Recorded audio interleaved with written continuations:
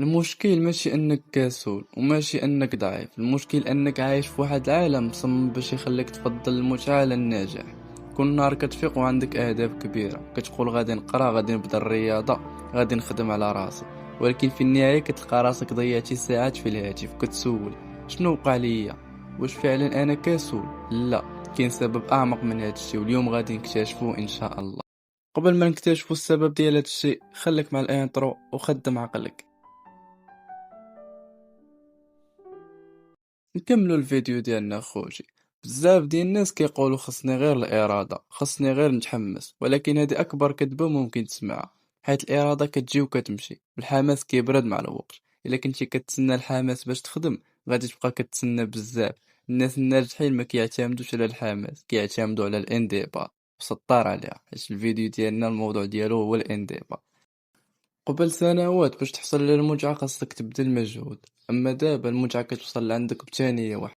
فيديو أو إشعار أو لعبة أو منشور، وكل ضغطة كتمنح الدماغ جرعة صغيرة ديال الدوبامين. والمشكل أن الدماغ كيولي يفضل المكافآت السريعة وكيبدا يهرب من أي حاجة كتطلب الصبر وكتطلب الجهد. أخطر حاجة في الموضوع أنك متحسش بالخسارة مباشرة. ساعة اليوم، ساعتين غدا، شوية كل نهار، ومن بعد عام كتكتشف باللي ما تبدل والو. نفس الأهداف، نفس الأعذار، ونفس الحياة. وهنا كتفهم أن المشكل ما كانش في الوقت، المشكل كان في الانضباط.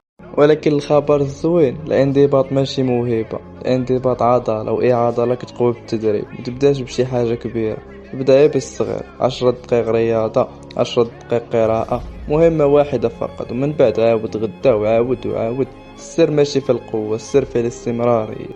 في نهاية الأمر الانضباط ماشي أنك تحرم راسك من المتعة، بل هو أنك تختار المستقبل ديالك قبل الرغبات اللحظية. حيت كل قرار صغير كديرو اليوم كيبني الشخص اللي غادي يكون غدا. السؤال المطروح، واش غادي تبقى عبد العادات ديالك ولا غادي تولي سيد حياتك؟